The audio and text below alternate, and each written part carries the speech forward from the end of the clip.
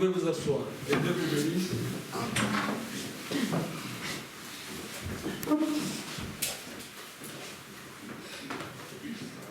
Je suis vraiment dans la joie d'être ici à la maison du Seigneur. Je dois dire que ce n'était pas facile pour moi d'arriver ici parce que j'ai dû affronter un Goliath. Comme chacun d'entre vous a affronté les Goliaths. C'était la pluie. Vous savez que je ne suis pas en voiture et je me suis rappelé que je n'avais pas renouvelé mon abonnement.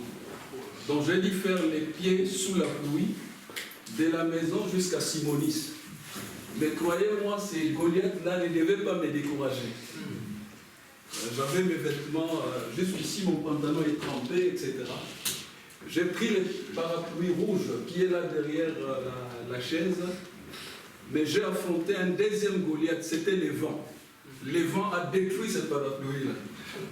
Alors je n'avais que la cagoule là, sur mon manteau là, je me suis couvert la tête, mais j'étais déterminé de venir. C'était un Goliath petit, un minus. Ce n'est pas ces Goliaths-là qui devaient m'arrêter. C'est pour dire que chacun d'entre nous, chaque jour de sa vie, doit affronter Goliath. Amen. Les géants Goliath que David avait défaits est déjà mort. Amen. Ça, c'est de l'histoire. Oui. Nous l'avions vu au cours de la semaine. Nous allons revenir là. Ça nous servira tout simplement des textes de base. Votre mari qui vous a épousé, qui vous appelle chéri, chouchou, peut devenir un Goliath dans votre maison. C'est ce que le Saint-Esprit m'avait montré. Alléluia. Amen. Votre frère que vous aimez beaucoup, vous êtes né d'une même mère, d'un même père. Le Saint-Esprit m'a dit, peut devenir votre Goliath redoutable. Votre chef, là où vous travaillez, ça peut être un Belge ou un Congolais d'origine, peut se transformer en un véritable Goliath. Ça signifie que, même dans cette assemblée, Goliath est toujours là. Alléluia. Amen. Nous allons parler de ça. Je ne changerai pas de thème, puisque je me suis véritablement régalé à la maison. Quand je lisais, je relis les mêmes textes. Ceux qui ont retenu la référence, c'était dans 1 Samuel 17. C'est vraiment c'est du caviar pour moi. Le Saint-Esprit m'a fait promener là. J'allais de la Genèse à l'Apocalypse, etc., mais démontrant toutes les subtilités de ces combats. Constatons que David est déjà mort. Mais David est mort en étant couronné. La preuve, nous parlons de lui aujourd'hui. Après combien d'années sa victoire reste permanente. C'est-à-dire, l'histoire retiendra qu'il avait totalement battu Goliath. Lui qui était un petit enfant. C'est ce que Dieu attend de nous. Nous sommes les David d'aujourd'hui. Et Dieu veut nous préparer, nous entraîner pour détruire et tuer n'importe quel Goliath. Amen. Même Satan lui-même, nous devons le défaire. Il n'a pas le choix. Jésus nous a donné l'autorité sur lui. Amen. Et le faux Satan a hâte sa mission. Il n'a aucun moyen. Il a été complètement battu à la croix de Golgotha. C'est ce que nous croyons. Et notre position là-dessus ne changera pas. Citez n'importe quel Goliath, quel démon, amenez-les ici. Il sera battu au nom de Jésus-Christ. Alléluia. Amen. Pourquoi? Jésus-Christ détient tout pouvoir. En lingala, on l'appelle Songe Ambeli Babeta Galiko Fite. Il est invincible. Voilà le Dieu que nous avons. Et nous devons apprendre comment utiliser Jésus-Christ dans le combat. Il aime ça. Il est un vaillant guerrier. Donc, vous savez, je vous parlerai de David, le vaillant guerrier. Mais comme je l'ai dit, ce combat-là est déjà terminé. David a été proclamé vainqueur. Le géant Goliath battu. Amen. Maintenant, nous allons nous appuyer là. Le Saint-Esprit nous amène là parce que les Goliaths d'aujourd'hui, c'est nous qui devons les vaincre. Ça peut être les Goliaths qui amènent les gens sur des chaises roulantes. Nous avions le nom de Jésus-Christ. Nous devons commander. Et cela doit arriver. Il faut être au nom de Jésus-Christ. C'est ça l'évangile. Tika évangile, il n'y a pas histoire. L'évangile est une démonstration de puissance. Amen. Et Jésus-Christ détient toute puissance. Amen. Il n'y a personne qui peut les battre. Alléluia. Amen. C'est ça l'évangile. Amen. Qu'on ne vous trompe pas. Les gens disent, oh non, comme il pentecôtiste. Paul ajoute, pour détruire leur argument, il dit ceci. Si quelqu'un ose vous prêcher un autre évangile, qui soit maudit, c'est l'évangile de Paul qui sera prêché jusqu'au retour de Jésus-Christ. Il n'y en a pas un autre. Amen. Même frère Branham devait prêcher l'évangile de qui? De Paul. C'est lui-même qui l'a dit. Frère Kanda, est-ce que j'ai raison? J'ai prêché comme Paul. C'est ça. Il n'y a pas d'autre évangile. Qu'on ne vous trompe pas. Amen. C'est pourquoi, quand les cantiques sortent, on chante. Donnez-moi l'ancien évangile. Il était bon pour Paul, il était bon pour frère Branham. Ça doit être bon pour nous. Alléluia. C'est ce que le Saint-Esprit m'a enseigné. Il n'y a pas d'autre évangile. Maintenant la question. Est-ce que Paul chassait-il les démons? Oui, bien sûr. Ça signifie que nous devons aussi chasser les démons. Donc nous devons s'aminoter. C'est ça l'évangile. Parce que quand on veut chasser les démons, oh non, quel pentecôtisme! Si vous avez l'Esprit de Dieu, le Saint-Esprit, il reconnaîtra toujours l'évangile de Paul. Parce que cet évangile est repris dans la Bible. Il n'y en a pas d'autre. Ne prêche pas des histoires, des légendes. Prêche-nous l'évangile de Paul. Et Paul dit, l'évangile que je vous ai prêché, ce n'était pas l'évangile de blabla. C'était une démonstration de la puissance du Saint-Esprit. Amen. Acclamons pour le Seigneur. Amen. Avant que je me disperse dans mes idées, je dois d'abord parler de quelques préalables, c'est-à-dire l'introduction. Ce que le Saint-Esprit m'a montré. Il m'a montré que pendant que nous chantons, il y a une sœur qui a tendance à pousser les milolos. Le Saint-Esprit apprécie cela. Alléluia. Amen. Pourquoi j'en parle? Nous devons reconnaître les dons des gens. Amen. Je ne sais pas qui les fait, mais le Saint-Esprit m'a dit, il apprécie cela. Donc, si c'est une sœur ou un frère qui pousse les Kakunduluila en Chiluba, qui pousse les Bikelekele en Swahili, qui pousse le Milolo en Lingala, elle doit continuer de faire ça. Alléluia. Amen. Pourquoi? C'est une arme que l'Éternel utilise. La Bible dit, pousser des cris de joie. Vous voyez? Les Milolo. Frère Kanda nous a fait les remarques ici. Vous venez à l'église comme si vous allez assister à un match de football en vous disant Wana Makambo Yaba frère Kanda Naba frère Jean-Claude. Donc vous devenez, comment on dit, spectateur. Vous ne participez pas.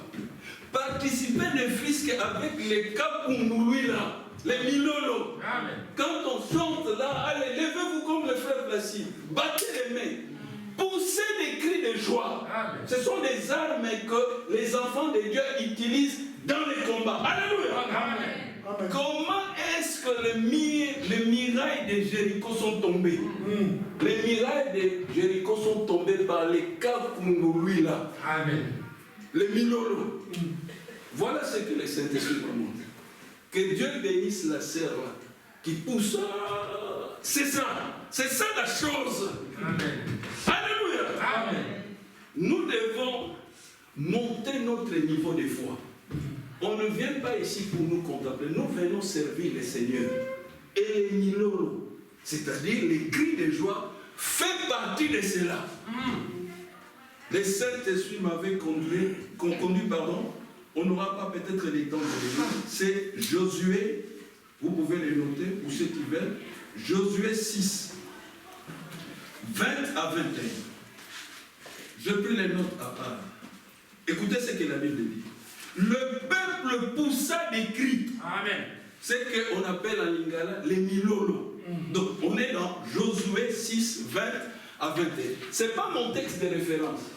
C'est pour honorer la sœur là ou les frères là qui poussent des cris. Le Saint-Esprit apprécie cela. Alléluia. Amen. Voilà. Donc, le peuple poussa des cris. Et les sacrificateurs sonnèrent des trompettes. Lorsque le peuple entendit le son de la trompette, en lingala, kelelo. Lorsque le peuple entendit le son de la trompette, il poussa des grands cris. Alléluia. Amen. Vous voyez, cris, grands cris. Maintenant, qu'est-ce qui va se passer? Il poussa des grands cris et la muraille s'écroula. Amen. Si vous avez bien suivi ma lecture, vous pouvez les regarder dans votre propre Bible. On ne dit pas que les peuples priaient. Non. C'est seulement pousser des cris. Des grands cris. Allez, les murailles tombent. Voilà pourquoi le Saint-Esprit apprécie ces cris-là. Ça signifie que ce n'est pas des bruits inutiles. Pour le Saint-Esprit, ça a un sens. Alléluia. En d'autres termes, le Saint-Esprit nous montre que c'est une arme. Rien que par ces cris-là, il peut faire écrouler les murs. Alléluia. Est-ce que vous le croyez? Amen. Si vous ne croyez pas, vous devenez incrédule. Parce que toute parole de Dieu doit être crue. Pourquoi? C'est une parole éprouvée. Amen. Alléluia. Amen.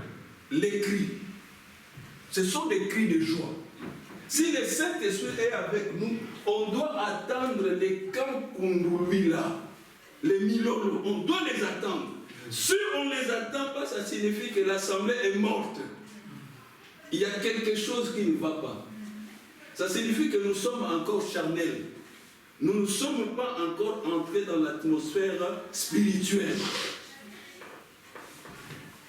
Voilà pourquoi le Saint-Esprit m'avait montré ces choses. Et la muraille s'écoula. Le peuple montant dans la ville, chacun devant soi, ils s'emparèrent de la ville et ils dévouèrent par interdit au fil de l'épée tous ceux qui étaient dans la ville, hommes, femmes, enfants et vieillards, jusqu'aux bœufs, aux brebis et aux ânes. Ils ont tout détruit. Comment? Est-ce que c'est par la prière? Non. Est-ce que c'est par la prédication? Non.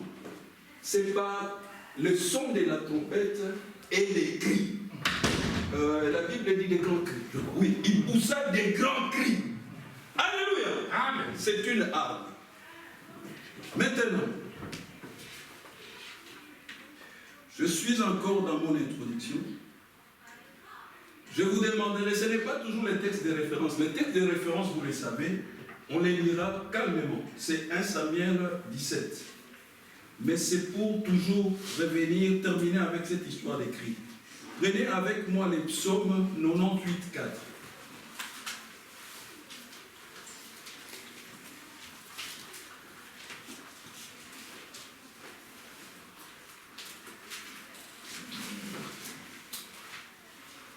C'est les Kankundouis là, c'est-à-dire les cris de joie.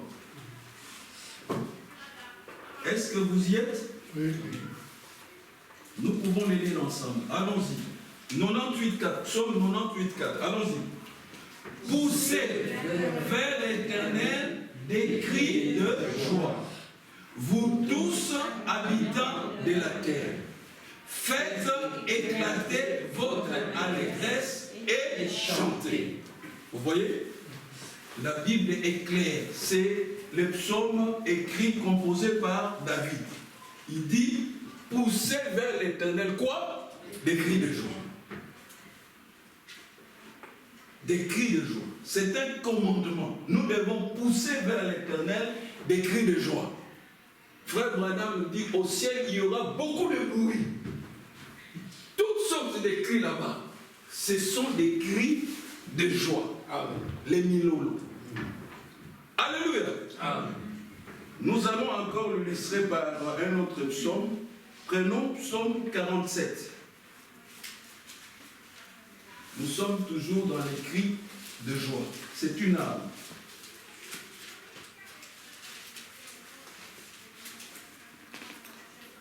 Psaume 47, nous allons prendre les versets 1 à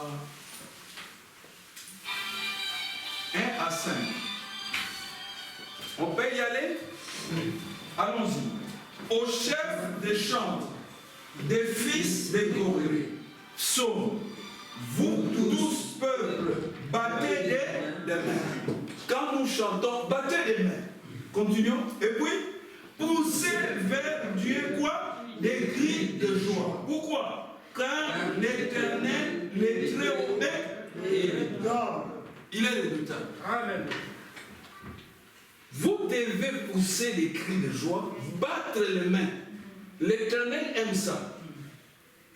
Quand Dieu nous entend comme ça, pousser des cris de joie, battre, il est content. Amen. Alors il peut nous bénir grandement. Amen. Vous comprenez que les cris, le milolo, les cris de joie, ce n'est pas n'importe quoi. Ça a de la valeur aux yeux de Dieu. Alors nous allons prendre un dernier.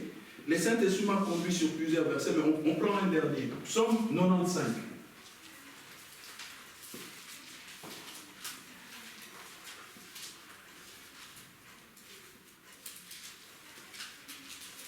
Psaume 95. Et nous allons prendre juste les premiers versets. Oui, je crois que c'est les premiers versets. Voilà. On va prendre les premiers et les deux. Ok? Alors, allons-y. Venez, chantons avec allégresse à l'Éternel. Et puis, poussons des cris de joie vers le rocher de notre salut. Allons au-devant de lui avec de louanges.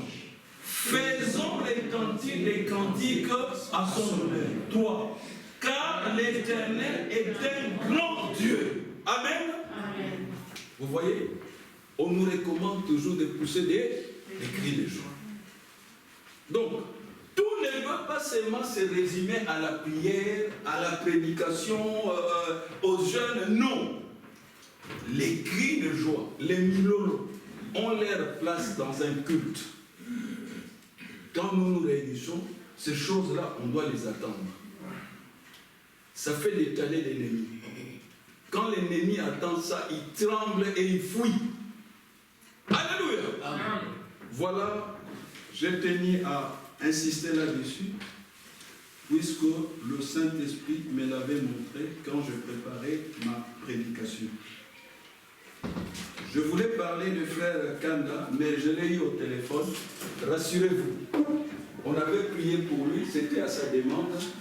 La situation est sous contrôle. Amen. Frère Kanda va très bien. Acclamons le Seigneur pour ça.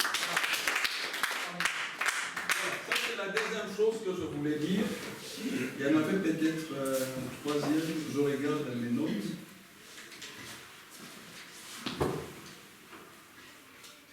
Voilà. Je vais m'arrêter là pour ne pas vous prendre beaucoup de temps. Je suivrai aussi là. Maintenant, je vous demanderai de vous lever. Prenez vos Bibles, 1 Samuel, chapitre 17. C'est là que nous allons concentrer notre méditation d'aujourd'hui. Et croyez-moi, vous allez vous régaler. C'est vraiment du pain béni pour chacun d'entre nous. Je remercie le Saint-Esprit qui m'a ouvert, qui m'a donné les clés pour comprendre très bien ces textes. Amen. Amen. Alors, lisons 1 Samuel, là, le texte que nous avions lu la fois passée. À partir du verset 31, nous tous nous allons le lire, et puis on va s'arrêter au verset 37. Donc, je reprends 1 Samuel, chapitre 17, Nous commencerons la lecture du verset 31 jusqu'au verset 37. Allons-y.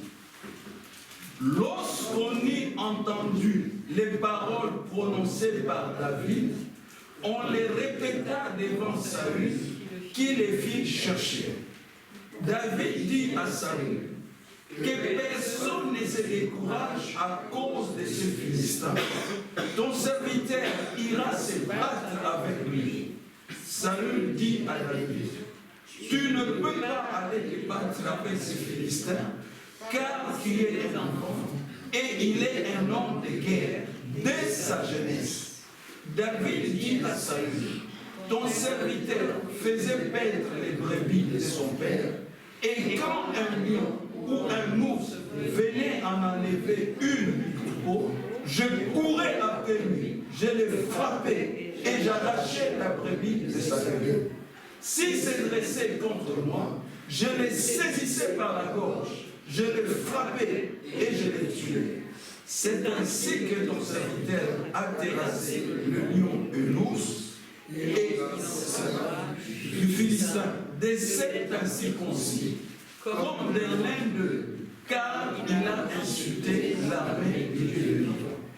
David dit encore, l'Éternel qui m'a délivré de la griffe du lion et de la patte de l'ours, me délivrera aussi de la main de ce Philistin. Et Saül dit à David, va et que l'Éternel soit avec toi. Amen. Amen. Vous pouvez vous asseoir, que Dieu bénisse sa parole et que le Saint-Esprit nous assiste maintenant que nous voulons en faire un commentaire.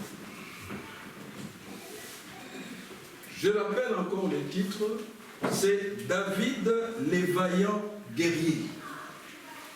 Je n'ai fait que copier les titres d'une des prédications de Frère Branham. J'ai l'habitude de faire ça. Mais moi, je ne suis pas Frère Branham. Donc moi, je vais l'aborder à ma manière. Rassurez-vous, j'ai pris le temps de lire la prédication telle que Frère Branham l'avait fait. Mais comme je ne suis pas Branham, je n'ai pas l'esprit de Branham, mais j'ai le Saint-Esprit. Alors le Saint-Esprit va l'interpréter à sa manière. Amen. Pour ceux qui veulent vérifier cette prédication, je vous encourage en tout cas de les lire. Ça a été prêché le 18 janvier 1955 à Illinois, aux États-Unis, Chicago.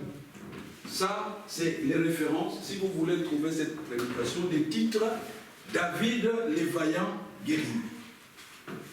Voilà. Mais, mis à part les textes que nous avions lus, je prendrai un texte, ça je peux vous le dire parce que je regarde mes notes, 1 Jean 3, 8b.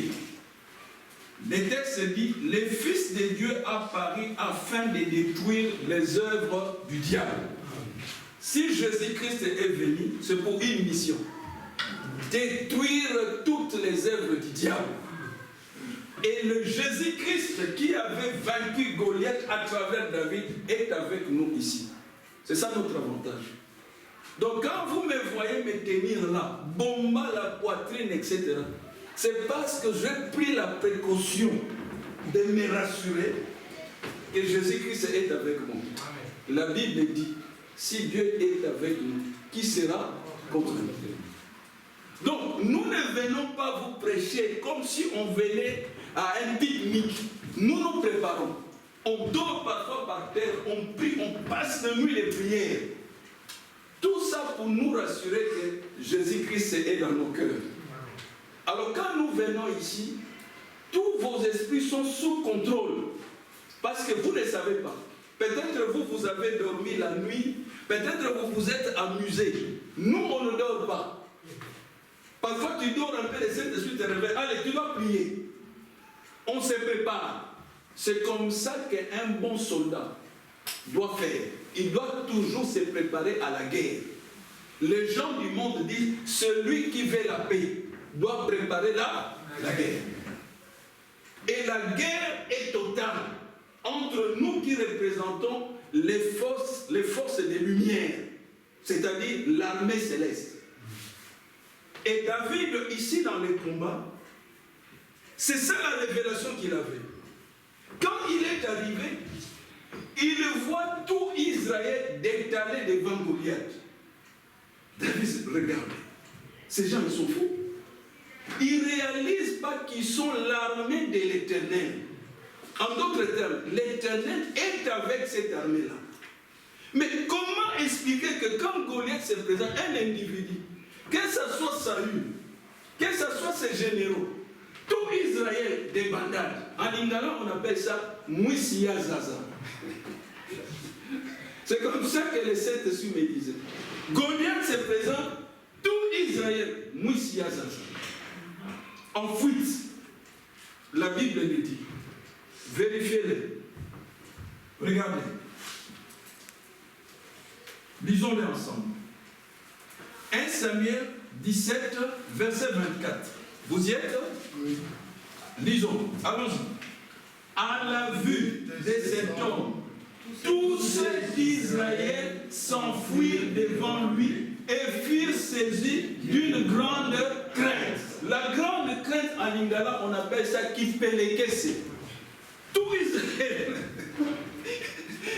Goliath, dès qu'il sort, Moussiazaza, ensuite kipelekese, tremblote.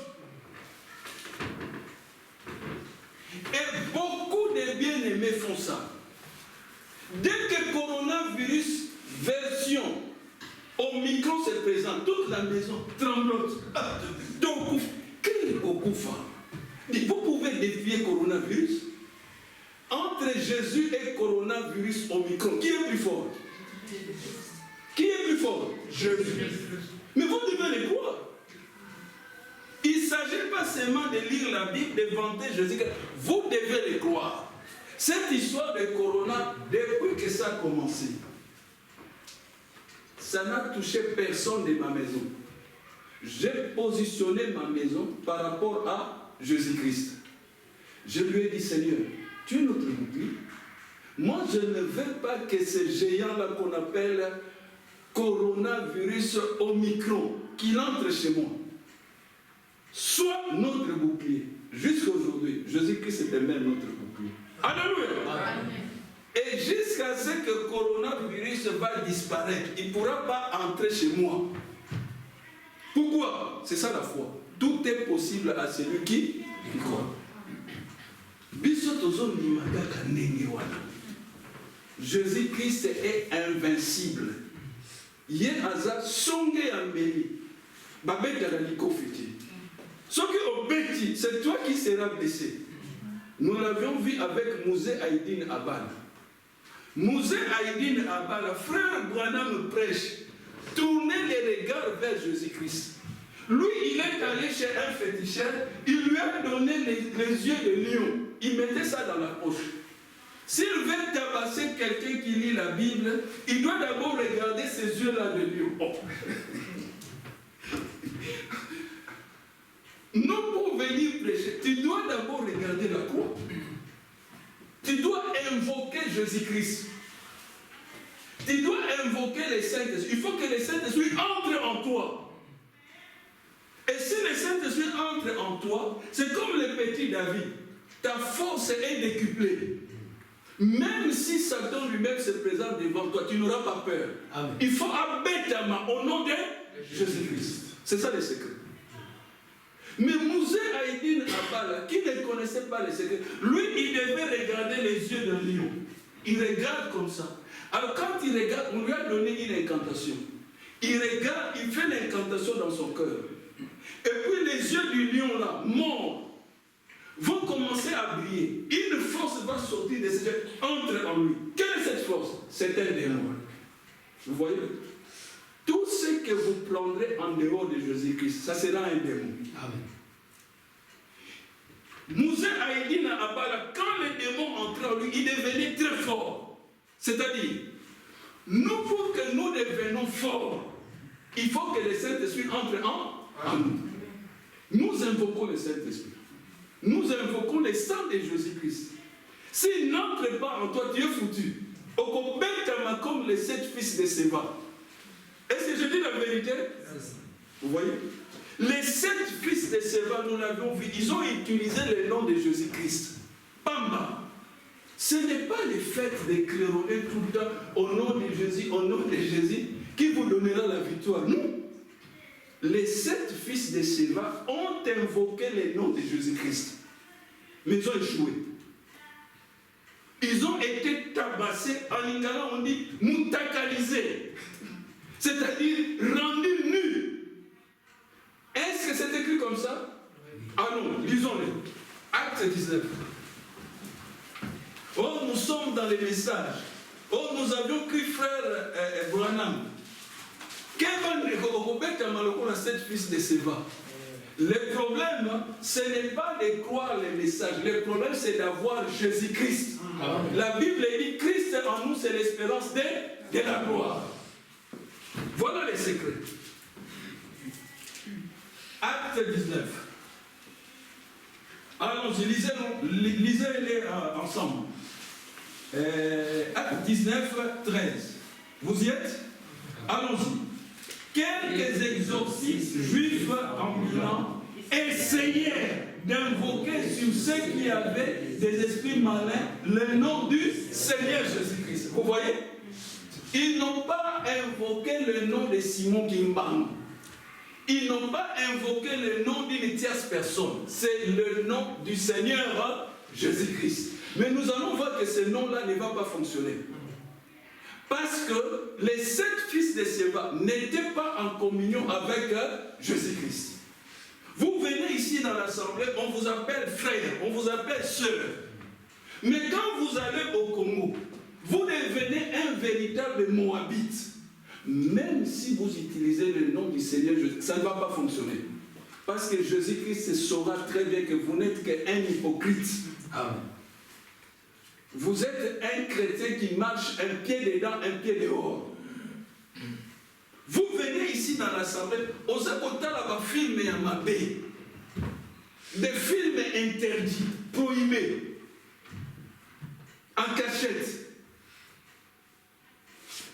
Vous venez ici dans l'assemblée, quand vous voyagez aux États-Unis, parce que vous savez que nous on voyage moins et puis on ne va pas aller aux États-Unis, tu deviens un véritable païen.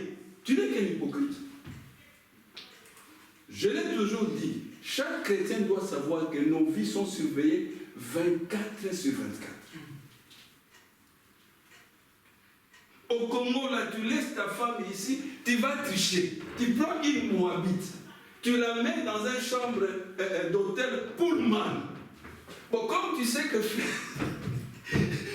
gens n'ont pas assez d'argent pour dormir à Pullman.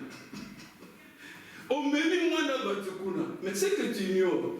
À Pullman, Jésus-Christ est là. Dans toutes les chambres, il est là. S'il n'est pas là, dites-moi, comment est-ce qu'il avait coincé le roi là, frère Frédéric, aidez-moi. Le roi là avec Abraham, comment tu connaissais son nom? Abimelech. Abimelech amène Sarah dans sa chambre. Il voulait abuser de Sarah. Mais Abimelech ne savait pas que l'Éternel était dans sa chambre. L'Éternel il dit, ceux qui ont méqué dans moi si on Alléluia. Amen. Alors vous croyez que dans votre hôtel Pullman au Bomba-Mikuna, que l'Éternel n'est pas là. Mais c'est mal connaître l'Éternel. Il ne sommeille ni ne dort. Il est omniscient, omnipotent. Il est dans votre cœur, il est à l'extérieur, il est aux États-Unis. Au même moment, voilà les dieux que nous avons. Amen. Si vous connaissez ces choses, c'est fini. Vous n'allez pas pécher. Vous allez marcher droit. Abimelech a eu sa leçon. Sauf qui ont méqué aussi maman. Tu es un homme mort. Est-ce que je dis la vérité? Amen. On ne joue pas avec les enfants de Dieu. Oh non, c'est une femme, c'est une belle femme. Ça, ce sont tes yeux aveugles qui te le dit. Mais ce que tu ne vois pas dans cette femme, c'est Jésus-Christ. Ce que tu ne vois pas dans cette femme, c'est le Saint-Esprit. Ceux qui ont méquis, aussi mis courant. Alléluia. Amen. C'est ça la chose. Amen. Maintenant, acte 19, 13. Quelques exorcistes juifs ambulants essayèrent d'invoquer sur ceux qui avaient des esprits malins le nom du Seigneur Jésus en disant, je vous conjure par Jésus que Paul prêche, ceux qui faisait cela étaient 7 fils de Séba, juifs, l'un des principaux sacrificateurs. Maintenant, l'esprit malin leur répondit. Beaucoup de gens croient que les démons ne parlent pas. Mais ici, qui parle? C'est un démon. Les démons les ont entendus. Comment? Comment va pas quoi? Ces gens-ci, ils invoquent le nom de Jésus. Les démons entendent bien. Ah, Jésus. Il dit, oui, on connaît. Celui qui a toujours la victoire sur nous. Mais eux qui invoquent ce nom-là, qui sont-ils? Ils regardent, ils découvrent que ce sont des imposteurs. Alors, écoutez. L'esprit malin leur répondit. Les démons parlent. Les démons habitent dans les gens. Nous allons le voir quand nous aborderons une prédication sur la démonologie. C'est une prédication importante. C'est une prédication que n'aiment pas les Sadducéens. Nous avions découvert les Sadducéens, ce sont les Européens. Ils ne croient pas à l'existence des démons, ni des anges, ni à la résurrection. Dans leur organisme là, qu'ils ont appelé l'Union européenne, ceux qui ont tangi Congo à Jésus, c'est interdit. Maintenant, si tu cites le nom des homosexuels, là tu es béni. Toute la journée. Ils détestent le nom de Jésus-Christ. Vous voyez? C'est pourquoi j'ai dit, vous devez prier pour nous qui prêchons l'évangile. Nous ne sommes pas aimés. Beaucoup de gens ne nous aiment pas. D'autres, ils disent, ces gens-là, ce sont des empêcheurs d'aimer. La vérité est que nous n'interdisons personne d'aimer. Si tu es un homme, d'aimer une femme. Mais nous voulons que vous puissiez aimer cette femme selon les recommandations de la Bible. En d'autres termes, si vous aimez une sœur, mais épousez-la. C'est votre droit. Ou maintenant, si on vous donne la fille d'autrui, vous l'épousez.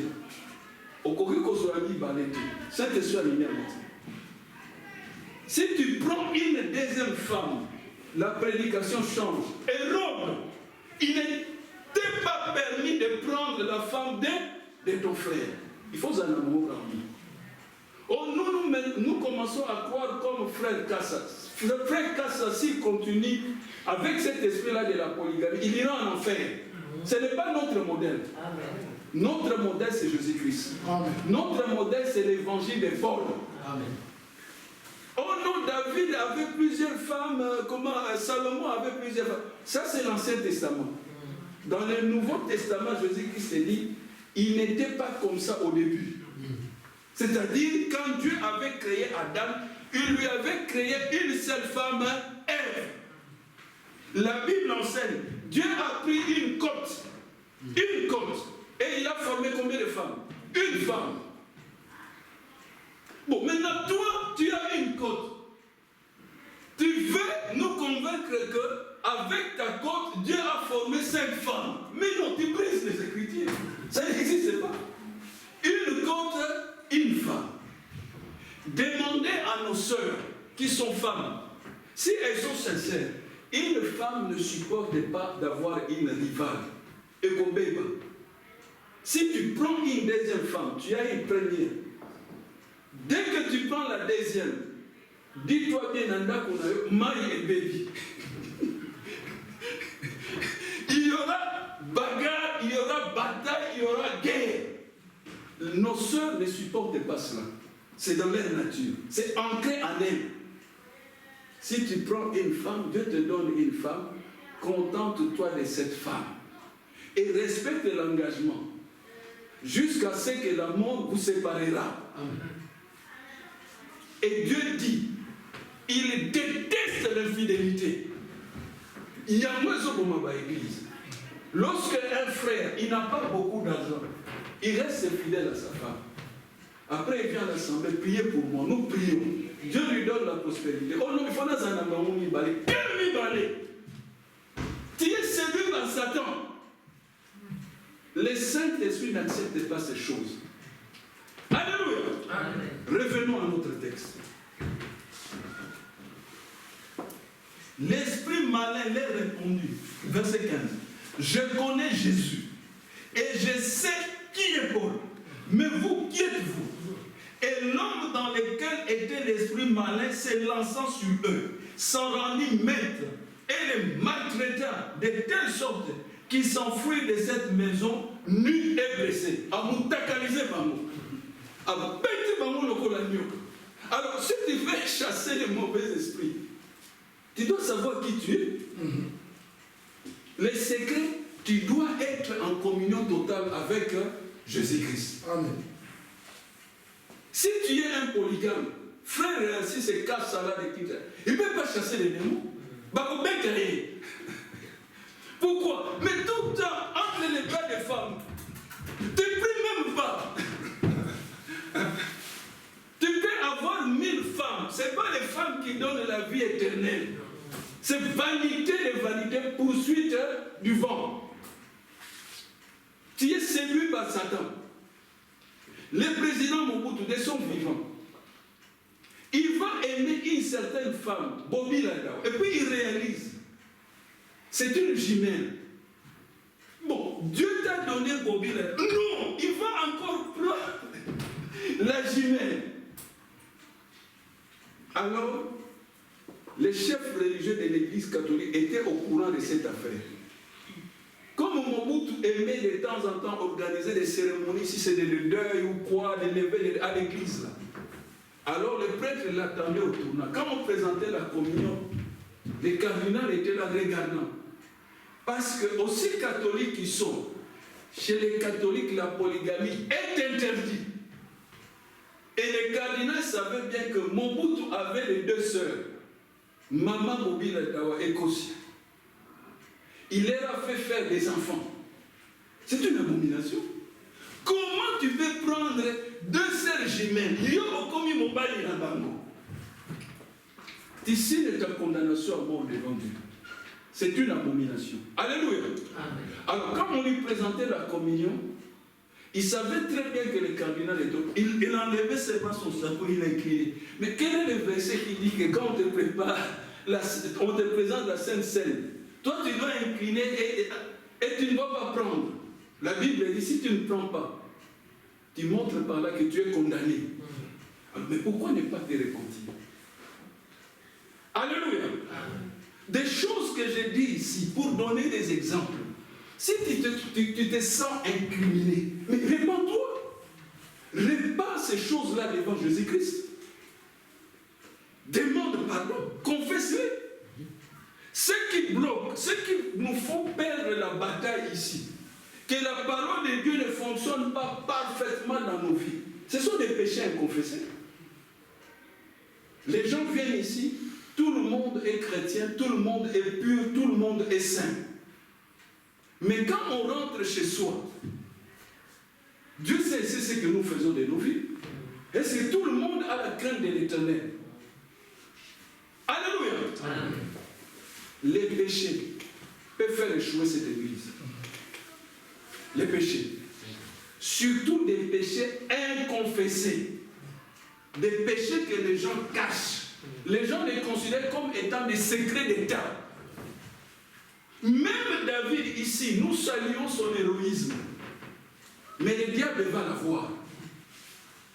Lui qui avait beaucoup de femmes, un certain jour, il va monter sur sa maison là, il regarde, il voit une belle femme.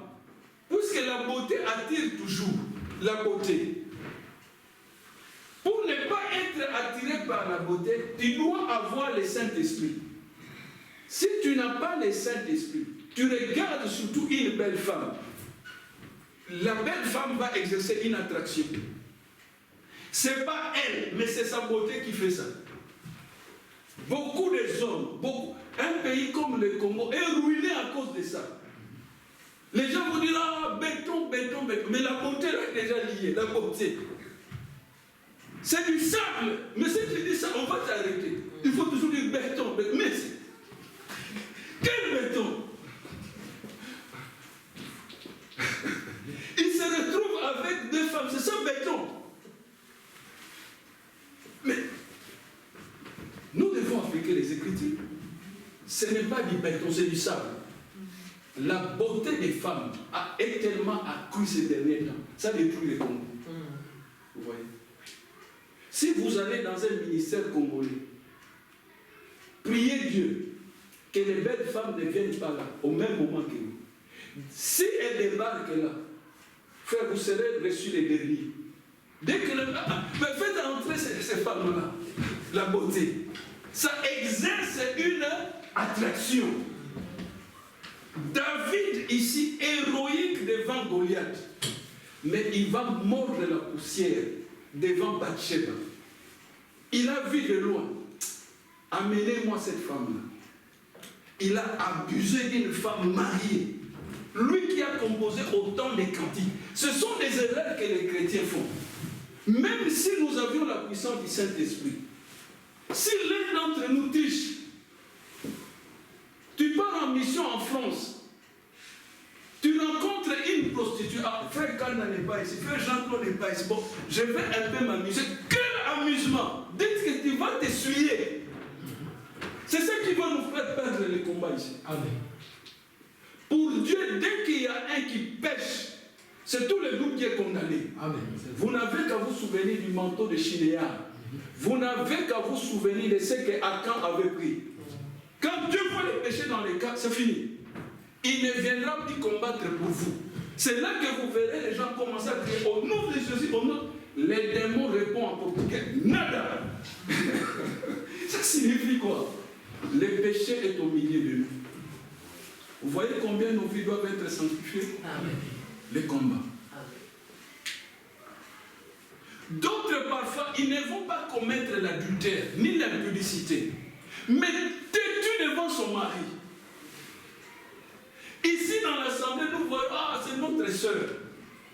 Nous seulement, c'est que Dieu te bénisse. Mais dans sa maison, une rébellion totale. Elle veut avoir de l'autorité sur son mari. Écoutez, Dieu surveille ces choses-là. Parce que tu travailles.